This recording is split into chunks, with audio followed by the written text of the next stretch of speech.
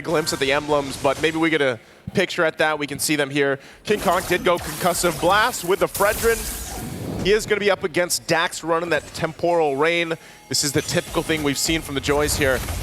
But also with this, again, it's Royal Milk. I think if anything for FNOP to deal with, it's not letting Royal Milk have that kind of similar experience he had on the Phoveus yesterday, where he was just had a massive game in his favor. Yeah, again, he started out strong with a 707, looking at the emblem set. Okay, so King Kong really go. Oh, Dax! First it down Brusco. I was just busy looking at the emblems. And Dax, it all happened in a flash. Took down the Bruiser with one electrifying beats. That's how fast it can happen, especially with a Joy across from you. So now Turtle's up. FNOP's going to start this up. They do have the advantage, and it's quickly going to go down. So they are going to just trade this out. King Kong will secure that. But look at the moves here from Falcon Esports. Dax trying to take the purple. Might get cut off here, not able to go and secure it. Oh, here comes Kelra, and the kick also getting gacked up by 4. And that's the trade Fanatic Onyx Philippines went with. They got the turtle plus a shutdown onto Dax. So they get that, they make it work. Now possibly looking for more. Royal Milk also here in the mid lane, but holding it down once again. Objective secured for FNOP, and that's what they're probably going to focus on the most. That's why they also have the Fredrin. And just the amount of pure utility they have, man. That's, I think, one of the biggest obstacles in this game one that they have to overcome. Here we go again, now taking a look at the emblems. Look at all the quantum charges here for FNOP. Of course, plus the 2 concussive blasts to help with that clear speed, but tanky enough to sustain a lot of the damage. We'll see if it works out. Kid X. Implosion, Sacred Hammer gonna connect with Super Prince, making sure Kirk is safe with the Nether Realm, but that's one major resource expended by Fanatic Onyx Philippines. So far, Kid X still a good catch. This is what I was saying, though. It's all about getting through that utility. I mean, we're talking about a Matilda and a Feramis. A combination that, you know, you gotta have a lot of things to throw at that, just the utility alone to go and overcome it. And then on top of this is withstanding the setups from Kirk. I mean, a lot of times lately we've seen Cho just going in the roam, you know, and playing that. Here we go. This is the aggression we were all talking about Fnatic Onyx Philippines zoning out once again. Kid X now going to transition onto the top lane, going to try and get down energy shields, zoning out Benny, but here comes PX7 though with the Wings by Wings. They're going to get some extra gold here for Kelra, working on that turret, nearly half down now. Turtle's going to be up shortly here. So we'll see how they rotate through this. Royal Milk still holding down the bottom side alongside Kirk. They'll go ahead and just duke it out a little bit as the rest of the team gets in position. I'm wondering, does Falcon Esports actually want to contest this, or do they let it go? They might have to rely on Kid X setup potential. He's got the implosion ready as well as the flicker. There they go. Okay, here comes the Shadow Stampede, but Royal Milk goes in with the Infernal Pursuit. Implosion gonna connect, paired up with the Feathered Airstrike, but Super Prince once again with the Nether Realm. Dax going in from the back line with the Electrifying Beast, gonna bring down King Kong, but Royal Milk once more gets 2, a double with the Infernal Pursuit. No, make it 3. Kirk answers with a kick. Kelra gonna feed him off. Double also for Kelra. But Falcon Esports, they won that trade. They got 4 kills plus this turtle. It's looking like Royal Milk again gets the triple kill. All that under the tier 1 turret too. A great fight from Falcon Esports, and that'll also get them a turtle. So they've got that fight in them, and Fanatic Onyx now has to adjust from that. You know, it was a great initiation at the start, and they responded well, but then they just get collapsed down, and that's what the Phoveus does. Yeah. He allows you to just go ahead and get the airtime with the Infernal Pursuit and just dunk on people, turret or not. And so Kelra nearly getting that tier 1 turret up on the top side. He's going to be fine. Guiding Winds out. Dax will get his first item locked in now. Starlium Scythe. Glowing Wand also for PX7. Some of these first items already coming into play. Okay. Mid lane though. Energy Eruption. Going to try and poke down Kid X, so he doesn't have the health to zone out the members of Fnatic Onyx Philippines. And looking at the previous clash, apart from what Royal Milk did, we have to commend again the mid duo of Kid X and PX7, but we have to commend Brusco because he goes in with the Guiding Wind. Woo! And now saves Kelra. That was 2 objectives, resources expended by Falcon Esports. On the other hand, Royal Milk here trying to zone out Super Prince Kirk. Will we see a kick? And it connects. There's the kick. They're going to find the target. Kid X Phoenix out of the picture. And now their next target is Royal Milk Super Prince. Clutch NetherRealm once again to out-sustain the damage of Falcon Esports. And this time, no trade for Falcon. You see the amount of utility that we're talking about. Oh, Benny could be in trouble. Oh, use up the red 3, still has the Purify, but here comes the Startling Eagle, bringing King Kong with him.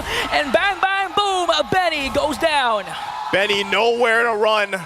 Not going to be able to get away from that. Again, this pressure that is put on with the utility, whether it's a Guiding Wind, whether it's a NetherRealm, it's so much mobility that FNOP wants to play around with, that Falcon Esports is going to have to adjust from it. But still, you have to take a look. Jungle's doing fine. Dax is there. PX7 will go ahead and clear out the wave with the Feathered Airstrike, and now Turtle up. Last one in the game. 1 for 1 for both teams. Still, Falcon Esports can choose to fight this. They're going to keep Benny up on that top side, possibly trading if they can. Royal Milk will go ahead and just hold this front side. Uh-oh. Hold on. They got to watch out, though. Kirk on the hunt for this, too. Still, this could be a full-on fight. 5 versus 4 here. They're going to force Kid X back. Dax might try to jump in. Gets... Oh, no. He's in trouble. Oh, the kick flicker combination from Kirk to take down Dax. And now they're going to get a turtle. But Benny answers back with a turret top takedown. Now, Fanatic Onyx Philippines, they're in a roll, in full control. King Kong used up his retribution to force PX7 to use the flicker and wings by wings. Fanatic Onyx Philippines holding to a 1.7k gold lead. Good push from Benny. At least they got something out of it, but Fnatic getting a whole lot in this. They're going to drag Kid X. Shadow Stampede, forced to use the Sacred Hammer for Kid X to walk away. And now the thing is, the thing that's happening right now, Falcon Esports, although they were able to get previous trades during the first 4 or 5 minutes, it wasn't the proper target. I mean, looking at the composition of Fnatic Onyx Philippines, they're going to feed all their resources to Kelra because he's going to be the main win condition of Fnatic Onyx Philippines. And if you keep him alive, even if Brusca falls down, King Kong falls down, Kirk falls down, it doesn't matter as long as the gold standard is alive for Fnatic Onyx. And that's what I'm wondering for Falcon Esports, just with everything that they have available, going against even the 3 Purifies alone, and then we've all seen it before, how Kelra positions himself. The reason why he is called the gold standard is something that they want to be able to go and solve. And looking at the items, you know, they are falling behind in the gold lane here. King Kong, tanky enough, confident enough to go and just fight for this purple buff. Might force out, the red trees goes in. Gonna be fine though, they do kind of disengage, keeping Kid X at bay here. Not sure if Falcon Esports actually wants to take a fight. They're just kind of slowly whittled down. Even with the Ghost Bursters alone, the turret finally falls. Kelra working on it. Now for the tier 2. The focus here, they might force a fight. Kelra, the damage! One more! So Kelra gets a kill onto Benny. The next target is Royal Milk Infernal Pursuit. He's going to bring that one with him, but Kelra says, I'm going to take 2 and bring them down. Fnatic Onyx Philippines transitions to the middle lane. Again, Kelra now under the turret. The tier 2 is in trouble. PX7 is gone.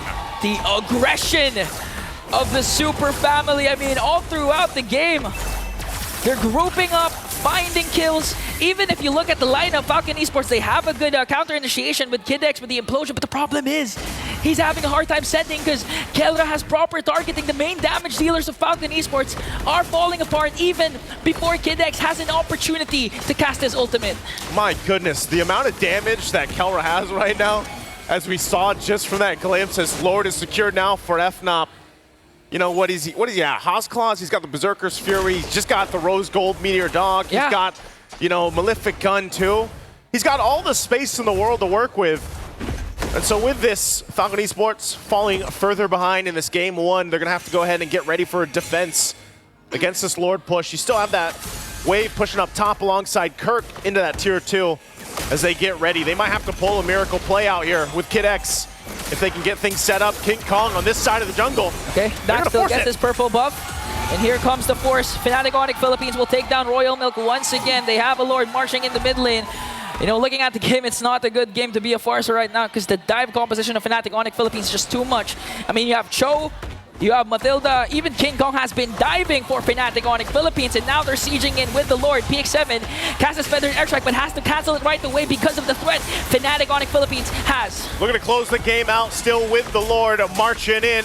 Falcon Esports has to go ahead and defend. They're getting whittled down. They will take care of the Lord, though, so that might be all they get. FNOP still waiting for the rest of the waves to push in. They want the rest of the base turrets, but now in full force, Falcon Esports Can they hold on to their base? The shields are gonna pop. Kelra just taking a couple shots there. Look at the damage on Royal Milk alone. And there they go, still trying to end it here. Oh, the implosion is their last effort, but Super Prince once again save the Super Family with the Nether Realm, but here comes the counter-attack coming in from Falcon Esports, gonna bring down King Kong. One member down for Fanatic on Philippines, but they're gonna transition up top and try to bring down another charge like a Kelra! Even on the face of 4 members of the Falcons! He's going dead! Unfazed, wants to go for more, gets the double, Kurt gets the kick, feeds Kelra with the triple. Is this gonna be a main? Kelra wins it for Fnatic! The gold standard will go in with a cleanup and a maniac. 11-40, a game for Fnatic on Philippines to start the best of 5. Can the Falcons rise higher than this? That is the question, because what a game, what a performance from FNOP. The Super Family again showing, extending their dominance.